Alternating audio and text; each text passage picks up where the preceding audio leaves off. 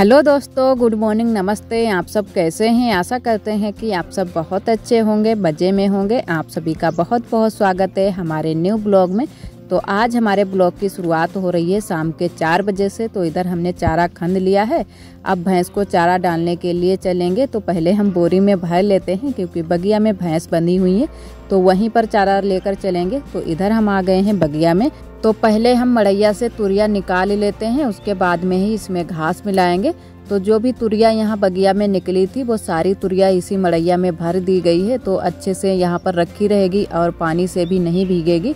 तो यहीं से निकाल लेते हैं, उसके बाद में भैंस की नाद में डालेंगे और फिर इसमें थोड़ी सी घास मिलाकर खिलाई जाएगी भैंस को। तो अच्छे से खा भी लेती है। और वैसे ये जो सूखी सूखी होती है तो अच्छे से नहीं खाती है, और इसको वैसे सुखाकर ही इसमें मड़ैया में रखा गया है क्योंकि जब थोड़ी सी ओदी होती है तो अच्छे से जानवर नहीं खाते हैं। तो इसको पहले धूप में सुखा लिया गया था, उसके बाद में ही इसको रखा गया है।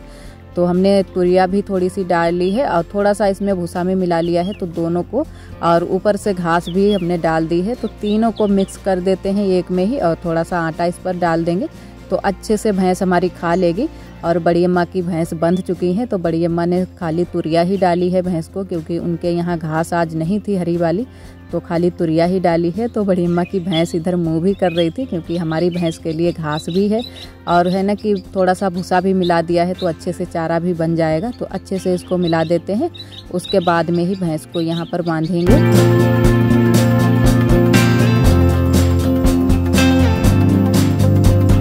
और फिर हम भरने लगे थे बोरी में सरसों। तो सरसों को भी भरकर रख देते हैं। तो थोड़ी सी धूप निकली थी तो सरसों को आज हमने फिर से सूखने के लिए डाल दिया था, तो थोड़ी बहुत सूख गई है। तो अब इसको भरकर रख देते हैं क्योंकि यहाँ अब धूप भी नहीं है, धूप भी चली गई है।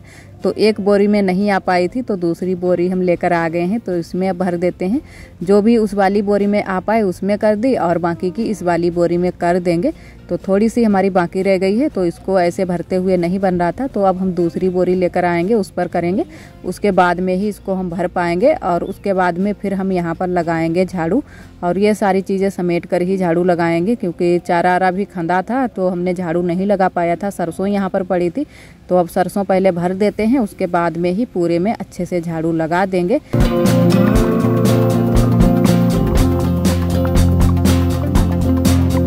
और इन दिनों में है ना कि बहुत जल्दी से ही बादल आ जाते हैं। तो आज भी बादल आ गए थे, तो बहुत जल्दी से ही धूप चली गई थी।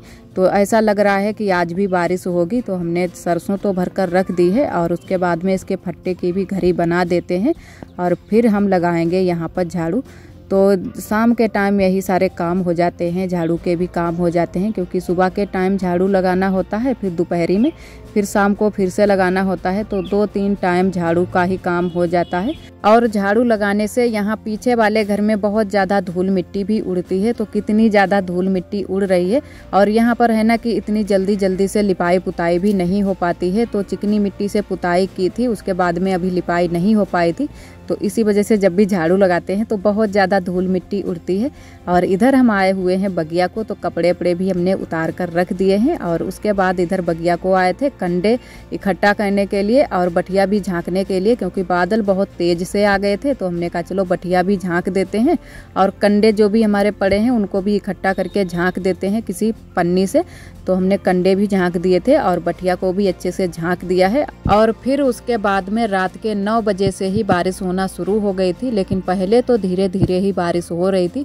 तो सभी लोगों ने खाना पीना खा लिया था, और उसके बाद में सभी लोग लेट गए थे। और फिर रात के 11 बजे इतनी तेज से बारिश आई कि इतना पानी बरसा कि हमारे यहाँ बाढ़ ही आ गई। तो बाहर की साइड में देखो इतना ज़्यादा पानी भरा है, और हमारी रसोई में तो कुछ कहना ही नहीं कि कितना पानी भरा है। तो हम रात को ही रसोई में गए थे तो बहुत ज़्यादा पानी भरा था, तो इसी वजह से हम रसोई के अंदर नहीं घुसे थे। तो थोड़ी बहुत चीज़ें थीं वो भीग भी गई थी, लेकिन हम फिर रसोई के अंदर नहीं घुसे थे क्योंकि रसोई की बहुत ज़्यादा दीवारें ख़राब हैं, तो डर भी लगा रहता है।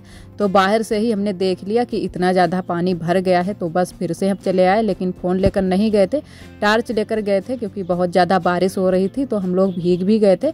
और आरोही के पापा पापा गए थे छत पर तो बहुत ज़्यादा भीग गए थे, क्योंकि छत से भी पानी आ रहा था।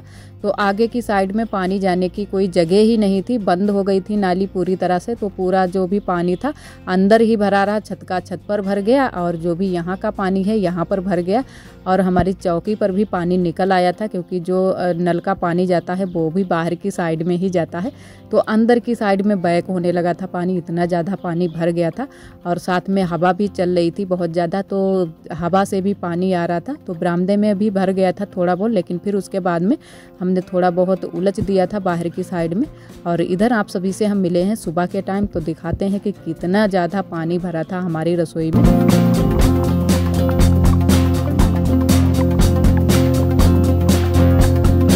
तो जितना पानी बारिश का हमारी रसोई में भर गया था वो सारा पानी रसोई में ही सोख गया है, और जो भी बाहर की साइड में पानी भरा था वो तो थोड़ा बहुत निकल गया है, लेकिन जो भी रसोई के अंदर भरा था वो सारा पानी रसोई में ही सोख गया है। तो इसी वजह से बहुत ज़्यादा हमारी रसोई गीली हो गई है, और जितनी दीवारें आप सभी को दिखाई पड़ रही हैं गीली गीली, उतना ही पानी भरा था। तो यहाँ पर आए थे तो बहुत ज़्यादा पानी भरा था, और हमारे सलबट्टे की देखो कैसी हालत हो गई है। तो सलबट्टा तो यहाँ पर दिख ही नहीं रहा था जब हम शाम को आए थे।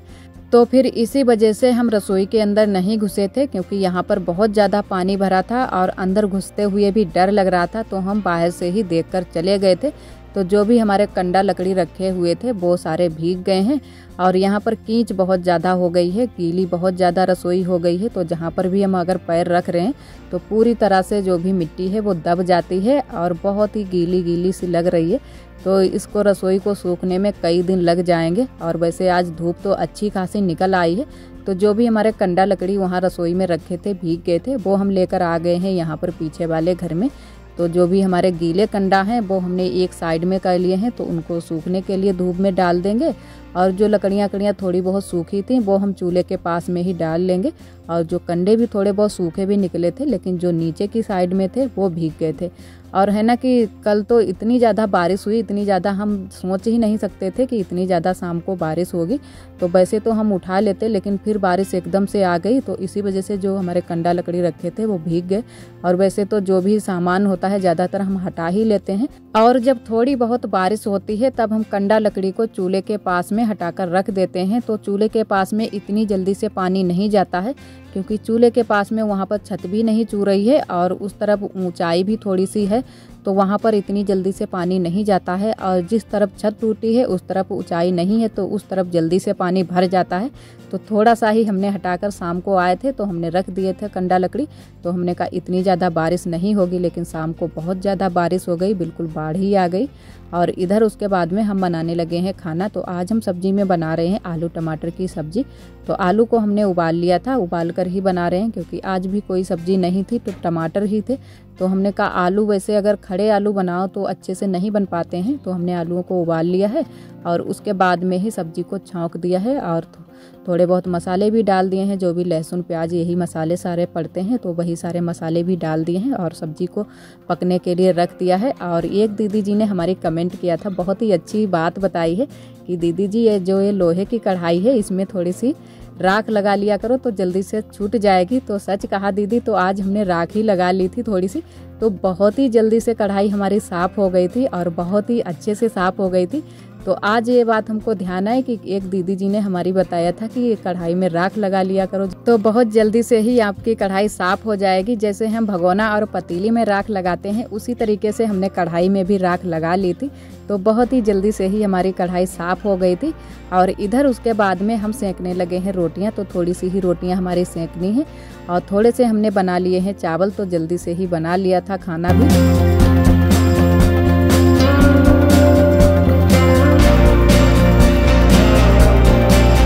और अब हमारा खाना भी बन गया है, सभी लोगों ने खाना खा भी लिया है और उसके बाद में हम बैठ गए हैं बर्तन धुलने के लिए। तो ढेर सारे बर्तन भी इकट्ठा हो जाते हैं और सभी बर्तन हम राख से ही मांज रहे हैं, तो पहले सारे बर्तन मांज लेते हैं, उसके बाद में ही धुलेंगे। तो पहले हम हल्के हल्के ही बर्तन मांज रहे हैं, उसके बाद में जो हमारे काले वाले बर्तन हैं वो हम बाद में मांजेंगे, क्योंकि फिर जो जिससे हम बर्तन मांज रहे हैं फिर वो काला हो जाता है, फिर सारे बर्तन काले हो जाते हैं। तो जो भी हमारे काले वाले बर्तन होते हैं वो हम बाद में ही मांजते हैं। तो इधर हमारे जो भी हल्के हल्के बर्तन थे वो सारे हमने धुल कर रख दिए हैं और अब मांजने लगे हैं कढ़ाई। तो बहुत ही जल्दी से ही कढ़ाई साफ़ हो गई है। तो सिर्फ हमने जूना ही लगाया है और पानी डाला है तो बहुत ही अच्छे से हमारी कढ़ाई एकदम से चमक गई है। तो आज तो जली ही नहीं थी कढ़ाई, क्योंकि ऊपर से हमने राख लगा दी थी। तो बस अंदर की ही ज़्यादा मांजने को है कढ़ाई, और बाहर की एकदम से साफ थी। और इधर सभी से हम बातें भी करते जा रहे थे, तो ये लोग ये पूछ रहे थे कि कढ़ाई आज बहुत जल्दी से ही साफ़ हो गई है। तो हमने कहा हाँ, आज थोड़ी सी राख लगा ली थी, तो इसी वजह से बहुत जल्दी से ही कढ़ाई साफ़ हो गई है। और इधर उसके बाद में हम आ गए हैं रसोई में। तो अब करेंगे रसोई की थोड़ी सी साफ़ सफाई। लेकिन हमारी हिम्मत नहीं पड़ रही थी कि इतनी जल्दी से ही हम रसोई की साफ़ सफाई करें, लेकिन साफ़ सफाई तो रसोई की करनी ही है। तो हमने कहा चलो गोबर से ही लिपाई कर देते हैं, अच्छे से साफ़ सफाई भी हो जाएगी। और वैसे अगर हम चिकनी मिट्टी से इसकी लिपाई करेंगे तो बहुत ही रपटन्ना और भी हो जाएगा। तो हमने कहा चलो गोबर से ही लिपाई कर देते हैं, तो 2-3 दिन में अच्छे से सूख ही जाएगी। और अगर ऐसे पड़ी रहेगी तो अच्छी नहीं लगती है दिखने में भी, और फिर साफ़ सफाई तो करनी ही है, आज नहीं करेंगे तो कल करनी होगी। तो बस हम गोबर की लिपाई करने में लग गए हैं। तो बस जल्दी जल्दी से ही लिपाई कर लेते हैं। और गोबर तो हमने ढेर सारा आज भी घोर लिया है, क्योंकि पूरी रसोई की हमको लिपाई करनी है। तो जिस तरफ हमारी छत टूटी है रसोई की, उस तरफ भी लिपाई करेंगे, कहीं पर भी नहीं छोड़ेंगे, पूरी रसोई में हम लिपाई करेंगे। और चूल्हे की हमने चिकनी मिट्टी से पुताई कर दी थी, क्योंकि अब की बार चूल्हे में भी थोड़ा सा पानी भर गया था। तो हमने कहा चूल्हे की भी पुताई कर देते हैं। और मिट्टी भी थोड़ी बहुत गिर गई थी छत से।